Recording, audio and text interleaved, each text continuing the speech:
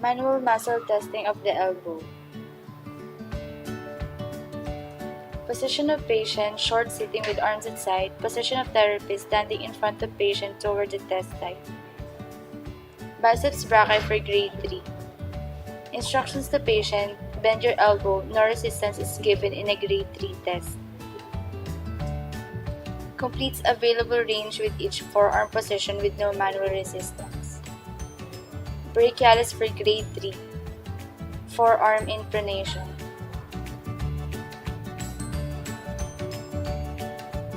Brachioradialis for grade 3. Forearm in mid position.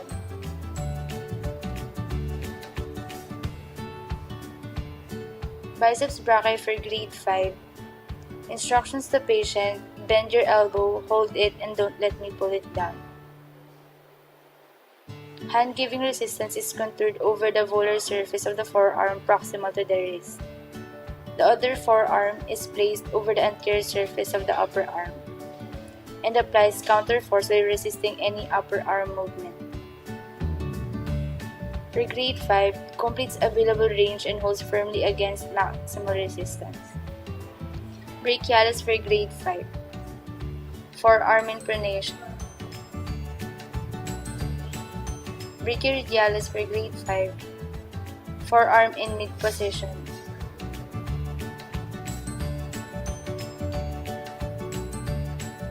Biceps brachii for grade 4. Completes available range against strong to moderate resistance, but the endpoint may not be firm. Brachialis for grade 4. Forearm in pronation. Brachioradialis for grade 4. Forearm in mid position. Biceps brachii for grade 2. Position of patient, all elbow flexors, short sitting with arm abducted to 90 degrees and supported by examiner. For grade 2, completes range of motion. Brachialis for grade 2, forearm in pronation. Brachioradialis for grade 2, forearm in mid position. Biceps brachii for grade 1. Position of patient at therapist, supine with therapist standing at test side. Examiner can palpate a contractile response. Brachialis for grade 1. Forearm in pronation.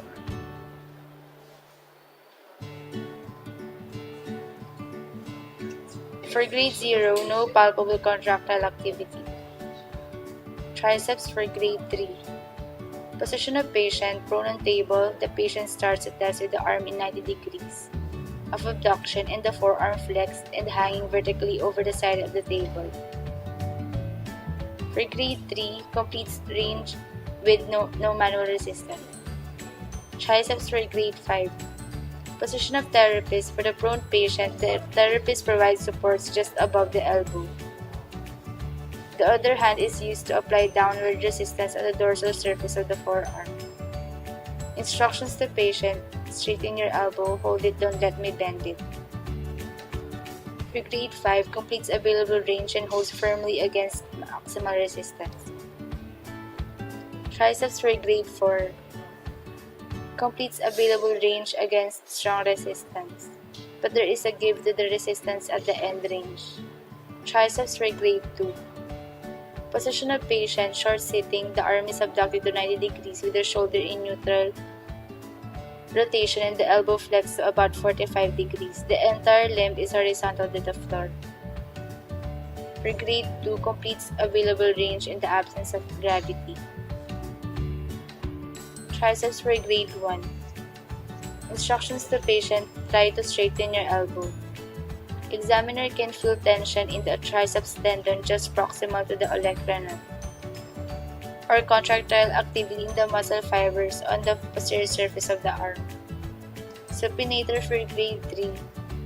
Position of patient, short sitting, arm at side, and elbow flex at 90 degrees, full pronation to neutral. Instructions to patient, turn your palm up.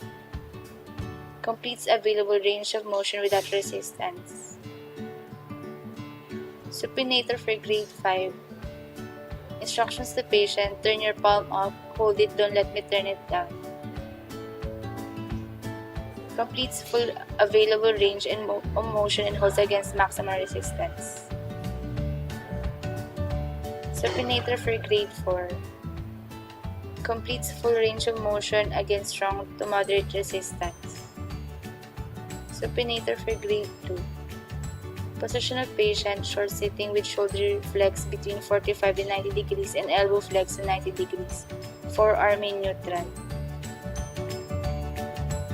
Instructions to patient: turn your palm toward your face. Completes a full range of motion. Supinator for grade 1. Patient attempts to supinate the forearm. Slight contractile activity but no limb movement.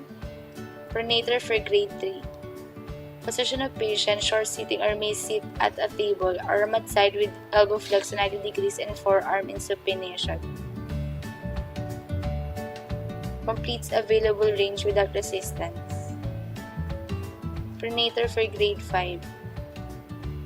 Instructions to patient: turn your palm down, hold it, don't let me turn it up. Completes available range of motion, holds against maximal resistance. Pronator for grade 5. Completes all available range against strong to moderate resistance. Pronator for grade 2. Position of patient: short sitting with their shoulder flex between 45 degrees and 90 degrees and elbow flex to 90 degrees. Instructions to patient: turn your palm facing outward away from your face. Completes range of motion. Pronator for grade 1. Visible or palpable contractile activity with no motion of the part. For grade 0, no contractile